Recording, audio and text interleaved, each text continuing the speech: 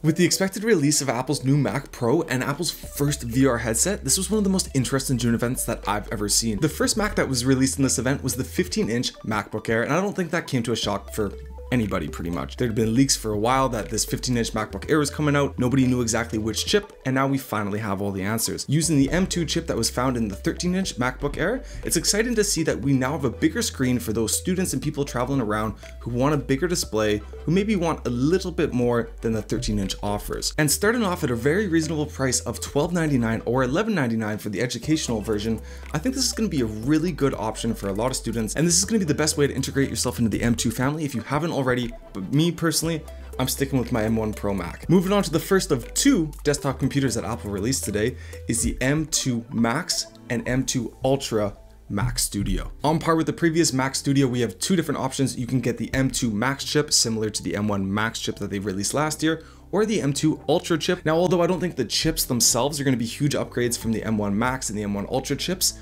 there's some very cool and amazing things that they did with this Mac. The possibility of 76 GPU cores and 192 gigabytes of unified memory. 192 in a Mac Studio. This is going to give people who were testing the limits of the original Mac Studio, which I don't think was too many people, an option to expand the memory even more. This is going to be an absolute beast for any video or graphic design studio. And we have the baseline version of the Mac Studio starting out at $19.99, which honestly, if it's as good as they say it is a great bang for your buck. This is really going to turn into the absolute powerhouse for any studio, no matter what your basis is, because the next Mac that I'm going to talk about was a huge letdown. Not gonna lie. Because essentially, the only thing that the Mac Pro is the Mac Studio with expansion slots. That's a few more ports. That's about it. They do have a new Afterburner card that's built into every Mac Pro that apparently has the power of 7 Afterburner cards from the original Intel Mac Pro, but for a lot of people, I just don't know how crazy that's gonna be. Unless it can render a video in seconds, a minute or two there, Mac Studio.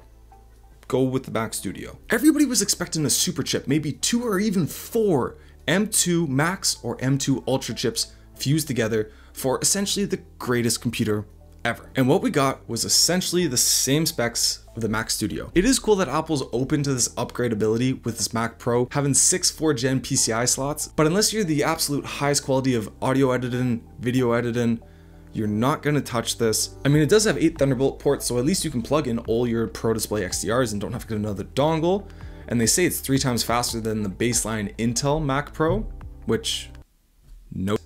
But yeah, overall, I'm a little disappointed. I'm gonna go into a deeper dive on this in a separate video, so watch out for that. On the software side of things, they did release a few cool things called NameDrop, which you can wirelessly share your contact and doesn't have to be that awkward. Oh, type your number into my phone thing, which was pretty cool. And apparently they're upgrading some very cool things on the AirDrop systems as well, so you can just tap your phone. Major update in the world of Siri. You now only have to say Siri instead of Hey Siri. I wonder how long it took them to figure that one out. Craig compared some of the new widgets that they have on the iPad to Final Cut Pro and Logic Pro being allowed on the iPad, which was kind of funny. New macOS software, obviously this year is going to be called Mac Sonoma, and it's interesting. What they're trying to do is bring widgets to the laptop, almost making your laptop screen look like an iPad and feel like an iPad as well. It's very compatible with your phones. I don't know how it's going to work in actuality and how useful it's going to be outside of widgets just being to the right screen of your laptop by default.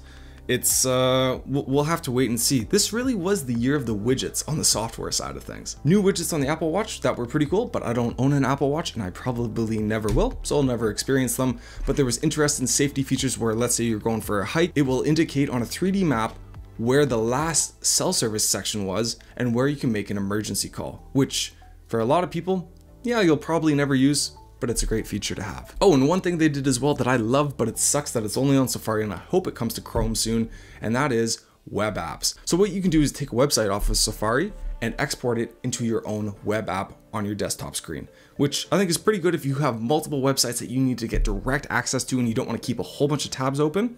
I'm glad they finally did this. For the AirPods Pros, they've released adaptive audio, which I think is going to be the best version of noise canceling that Apple's ever made. It seems like it's going to be a very cool feature. They mentioned a few things where it dumbs down annoying audio, but then emphasizes audio that you should listen to. I don't know how it makes that distinction. They displayed it as it's going to tone down lawnmowers if you're going by, but if somebody's riding a bike and they ring a bell, it'll pick up that. Also, when you're making calls, it will tone down annoying noises. So if you're going through the city and there's lots of jackhammer and lots of car horns, whatever it is, it's apparently gonna make it so you can't really hear that in the voice call. Now, how this is going to work in actuality is another topic. We'll have to see how it is, and I think for right now it's only coming to the AirPod Pros for obvious reasons. All right, and the last thing I want to talk about today is the release of Apple's first VR headset. This has been in the works for a while now, and there's been a lot of leaks that this was the event that they were going to get it released at. There's a whole bunch of leaks too that they were nowhere near being ready and they weren't going to release it yet, but regardless, they released it today. And it's called Vision Pro. And I'm gonna do a separate video on this because they spent about half an hour talking about this one product and they're classifying it as a Mac. It's not a VR headset, it's a Mac. So this is a 4K display virtual headset with spatial audio and spatial video calling, which I'll get into in a sec. And I think is gonna be the introduction to VR to society. Although the price tag's ridiculous, $34.99 as a starting price, I think the Vision Pro is a very interesting stepping stone in the world of VR, because the way that Apple's gonna do it, you know, is gonna be near flawless. And with the partnerships that they have, it's gonna be a hard combo to beat and a hard combo for people to stay away from. You can do remote collabs on the VR headsets, as well as FaceTime is gonna turn into what's called spatial video calling. And what this is it's gonna create a 3D rendering of your face, and spatial audio is gonna be paired with that for an almost seamless feel. Another cool feature that they have on here that I didn't even think of was 3D video recording and 3D video playback. So what you can do with this Vision Pro headset is take a video with the Vision Pros, it's gonna capture it in a 3D version of a video, and you can then watch it back on that headset at another date, or send it to somebody else with a headset as well, and they can view your 3D video that you captured at home.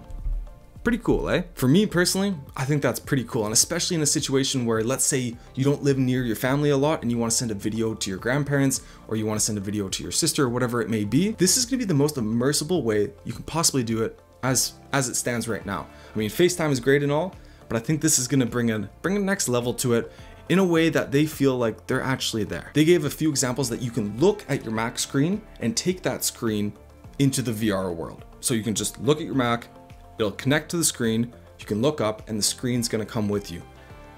It looks pretty crazy, to be honest. I kind of understand why the price tag is so high, because the tech that they've supposedly packed into this product seems out of this world. And all of this is powered by an M2 chip paired with Apple's new R1 chip. The M2 chip's for the processing power, and the R1 chip is strictly designed to make your experience feel real. Apple stated that they filed over 5,000 patents for this product, and I totally believe it. The tech that went into this is probably worth a little bit of money, so you know Apple's gonna back that up with a whole bunch of patents, especially when this is really gonna be the big boom in VR. I'm gonna stand behind this. It might take about 2 or 3 years, and although it's not being released next week, I think in that time, this is gonna be the product that makes the biggest advancement in people adopting this in their homes. You can supposedly play video games with this headset and create a movie theater feeling. So you can sit down on the couch, middle of the day, bright lights, and the VR headset's gonna make it seem like you were in a massive movie theater with nobody else around you. They even showed an example where you could set the background behind the TV screen, and it just looked crazy. It's kind of borderline creeping on a little creepy, little Black Mirror-ish type. But another thing that I thought about was, does this eliminate the need for all of Apple's displays? I don't know how realistic that's gonna be, and obviously it's not gonna come out for quite a while, but interesting thing to think about. Is Apple gonna continue to make displays when they're clearly investing a lot in virtual reality? Let me know your thoughts. They also announced a huge partnership with Disney, so for sporting events on ESPN, National Geographic, and all of their Disney movies, it looks like some really cool things are coming there. And that was WWDC 2023. A lot of cool things, a lot of cool products, a few disappointments, but overall, it was an amazing event, and I'm glad they came out with what they did, minus the Mac Pro. I'm going to be doing a separate video breaking down the Pro Vision headset as well as the 3 Macs that they released in a separate video later this week, so be on the lookout for that as well. Subscribe, leave a comment of what you want to see next, and everybody have a great rest of the day.